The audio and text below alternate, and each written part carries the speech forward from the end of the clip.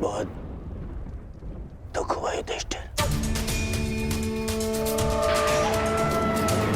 ये जान के कि केवल एक बैल नहीं है, पांचों के पांचों भाई बैल हैं।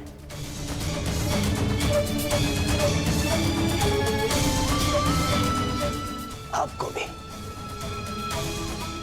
समझाना पड़ेगा राधा कि दास मुकुट नहीं पहनते। युधिष्ठिर, दास मुकुट नहीं पहनते।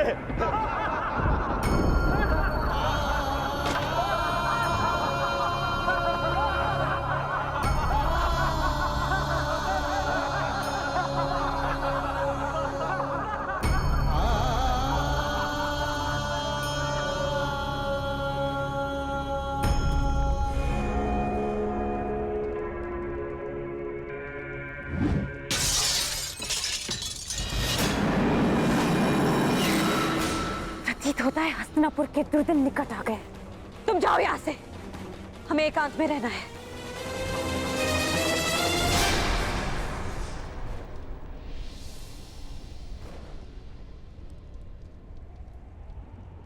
भ्राता युधिष्ठिर,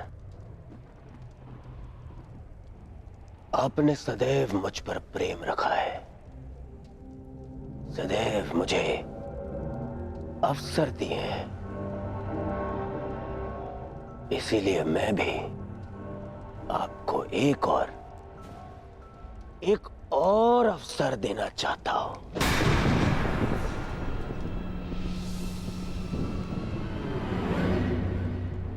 बस करो दुर्योधन, बस करो। युधिष्ठिर से दांव पे और क्या लगवाना चाहते हो? पर इसके पास तो कुछ शेष बचा ही नहीं। बहुत कुछ शेष है आचार्य द्रोण, पाने के लिए भी और खोने के लिए भी। माना कि सम्राट युधिष्ठिर अब सब कुछ हार गए, परंतु जब सम्राट युधिष्ठिर ने यहां प्रवेश किया था तो इंद्रप्रस्थ के सम्राट थे, और अब एक दास बनकर हम सबके समक्ष खड़े हैं। प्रश्न तो ये उठता है आचार्य द्रोण कि ये सारा जगत सम्राट युधिष्ठिर को किस नाम से स्मरण रखेगा? उस राजा के नाम से जिसने द्यूत में अपने आत्मसम्मान के साथ साथ सब कुछ हार डाला,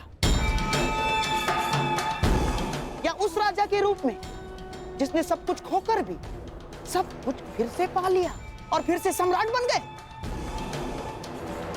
परंतु अब इनके पास शेष बचा ही क्या है दांव पे लगाने के लिए? एक वस्तु शेष है जिसे दांव पर लगाकर ये सब कुछ फिर से जीत सकते हैं, फिर से सम्राट बन सकते हैं।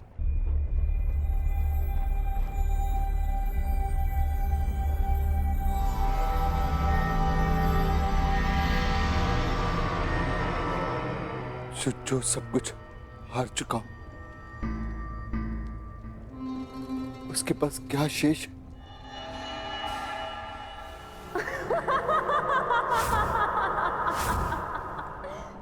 मैं बताता हूं।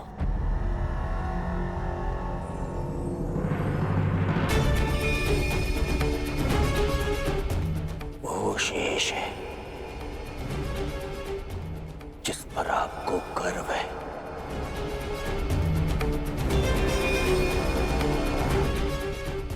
वो शेष है जिस पर आपका अभय अधिकार है,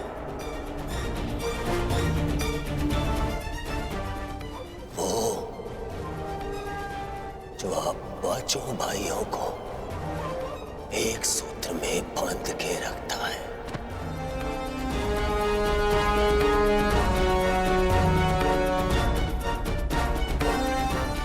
वो जिसका जीवन आप पांचों से जुड़ा है।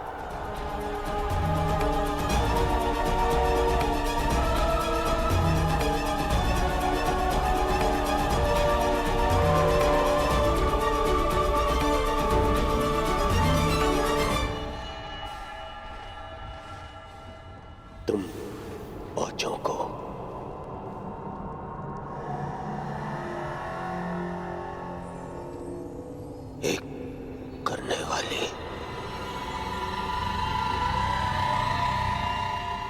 ध्रुपद पुत्री पांचाली।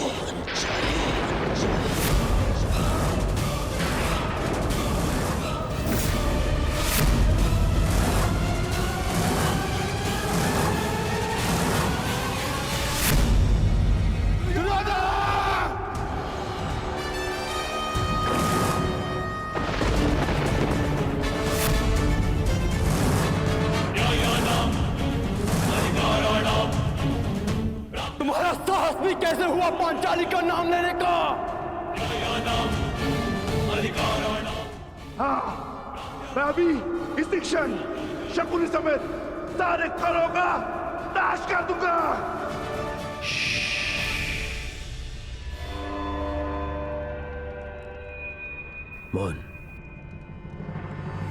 मौन रहो सब। दासों को शस्त्र उठाने का अधिकार नहीं है।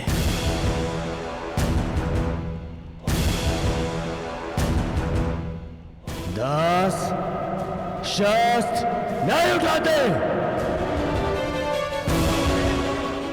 धर्मराज, अपने भाइयों को समझाइए, दासों का क्या धर्म होता है। दुर्योधन, मत भूलो कि पांचाली कुलवधू है। थी पांचाली कुलवधू थी महामहिम, परंतु अब वो दासवधू है, अर्थात एक दासी।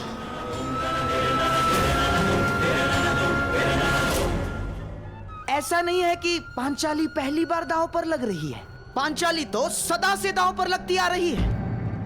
पहले पांचाल स्वयंवर में, उसके पश्चात बहन कुंती के वचन पर।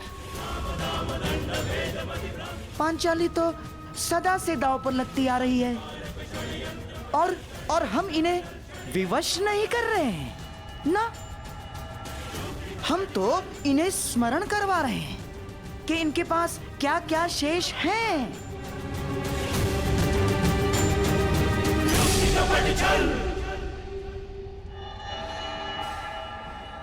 स्मरण कीजिए सम्राट, पांचाली आपके लिए कितनी भाग्यशाली है। उसके साथ विवाह किया और तुरंत आप भिक्षुक से सम्राट बन गए। किसे पता आपका भाग्य बदल जाए। खेलिए सम्राट, खेलिए। एक दांव, अंतिम। किसे ज्ञात, पांचाली के भाग्य से आप फिर से सम्राट बन जाए। क्या सोच रहे हैं सम्राट? एक दांव और सब कुछ आपका।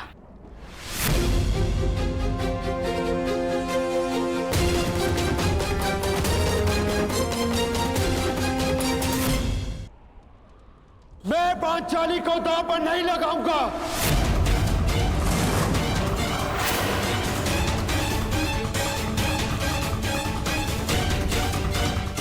मुझे इस दुर्योधन का दास बनना स्वीकार है।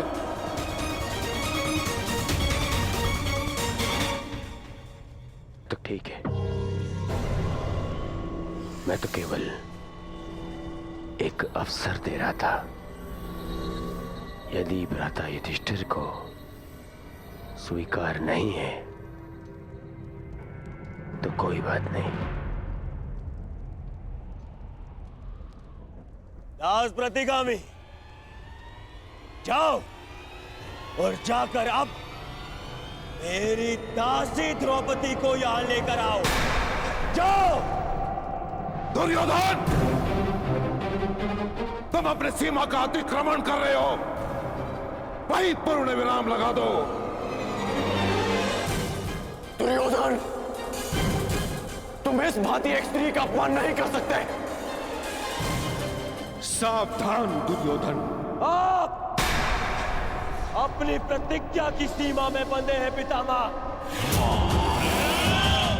आप अपने वचन से बंधे हैं आचार्य। और तुम कर्ण मेरी मित्रता के बंधन में बंधे होकर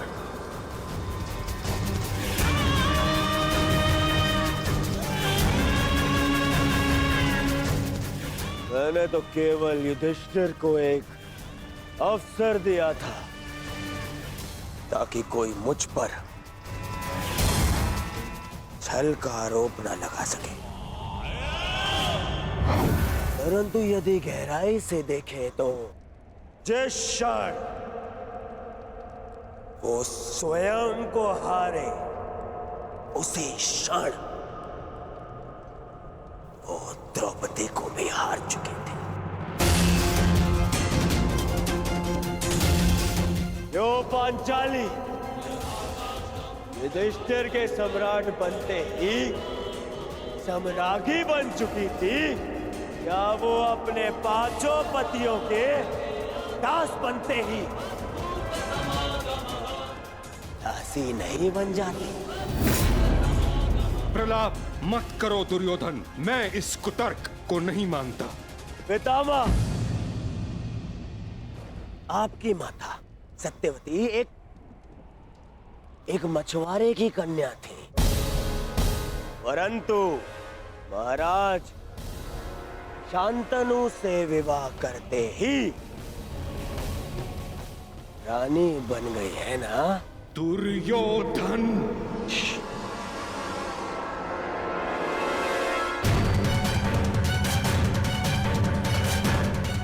यदि मैं असत्य कह रहा हूं तो एक काम करते हैं, हम महामंत्री विदुर से ही पूछ लेते हैं।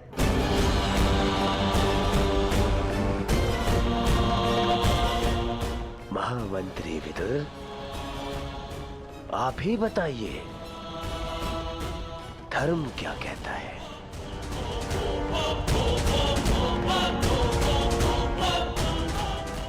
मैंने केवल युधिष्ठिर को एक अवसर दिया था, अन्यथा द्रौपदी तो पहले ही मेरी दासी बन चुकी है।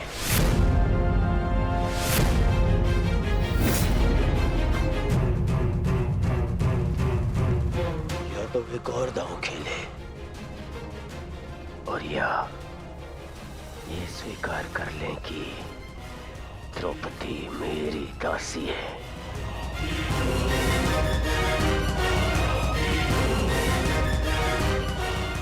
सोच लीजिए सम्राट।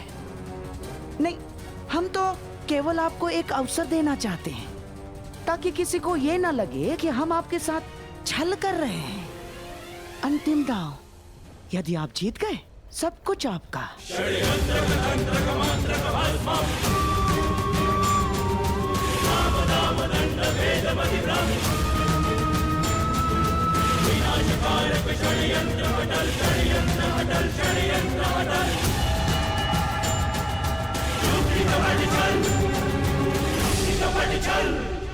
मैं पांचाली को दांव पर लगाता हूं।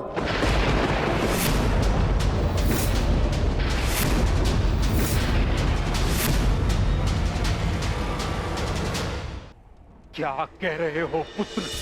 यदि मैं ये नहीं भी कहता पितामह, तो भी पांचाली को दासी के समान जीवन यापन करना होता। और यदि मैं ये चाल जीत गया तो पांचाली के साथ साथ अपने अनुजों और इंद्रप्रस्थ को पुनः प्राप्त कर लूंगा पितामह।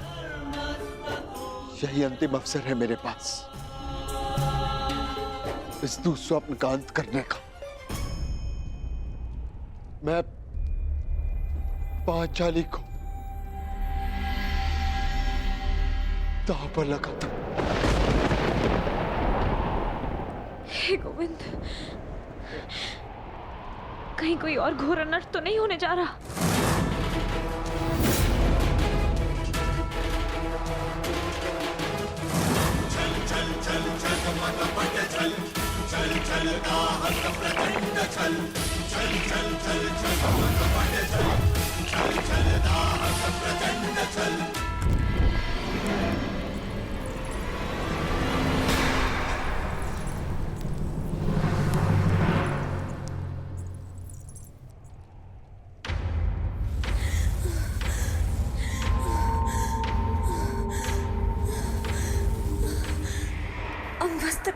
बाती जलना ये भी एक अपशगुन है।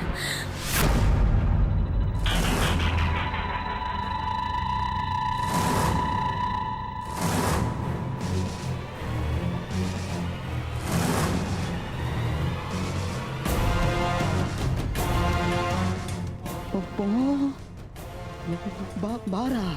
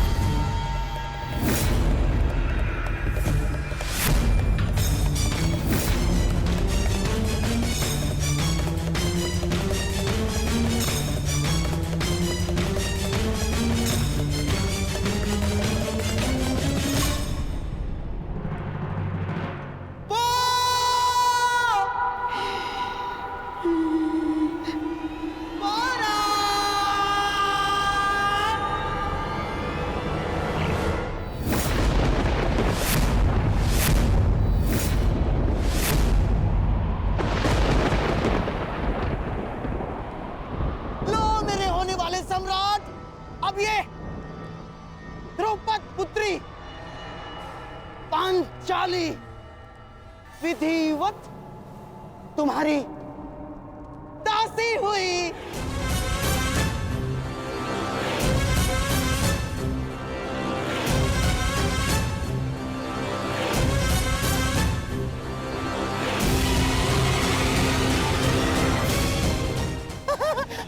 ना मेरा श्वास, मेरा ध्यान, मेरी आस, मेरा अभ्यास है तू दुर्योधन। हाँ मामा, हाँ मामा।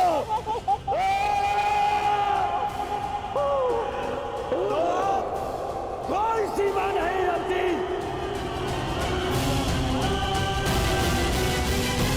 तुम जाकर अभी इसी क्षण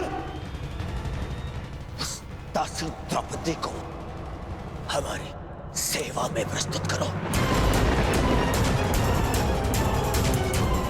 जाकर कहो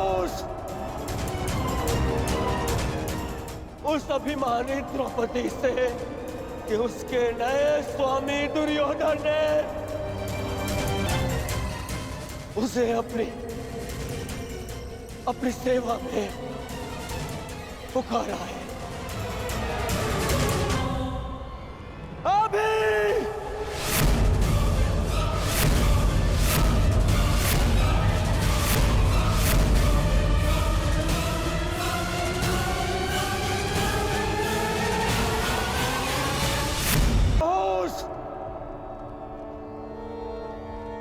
उस अभिमानी द्रौपदी से कि उसके नए स्वामी दुर्योधन ने उसे अपनी सेवा में पुकारा है। रुको प्रतिकामी, सभा का नियम था कि कोई भी राज स्त्री सभा में उपस्थित नहीं होगी। पांचाली कुलवधू है, उसे यहां आने की अनुमति नहीं। पितामह, कदाचित आप भूल रहे हैं कि पांचाली ना तो सम्राज्ञी है अब, और ना ही कुरुवंश की कुलवधू। वो मात्र एक दास पत्नी है। बस करो दुर्योधन, बस करो। अधिक अनर्थ करने का प्रयत्न किया तो उसका परिणाम कहीं भयावह न हो। महामहिम, नियम ये था कि कोई राष्ट्रीय सभा में नहीं आएगी, परंतु दासी को सेवा के लिए सभा में आने का नियम सभी ने स्वीकार किया था। गांधार नरेश, अपनी सीमा में रहो, कहीं ऐसा ना हो कि मैं अपनी सीमा भूल जाऊं। शकुनी ठीक कह रहा है ताछरी। अब यदि द्रौपदी पुत्र दुर्योधन की दासी है तो उसे सेवा के लिए सभा में बुलाने का अधिकार दुर्योधन को है। नियम अधर्म को रोकने के लिए बनाए जाते हैं महाराज, अनर्थ और अधर्म करने के लिए नहीं।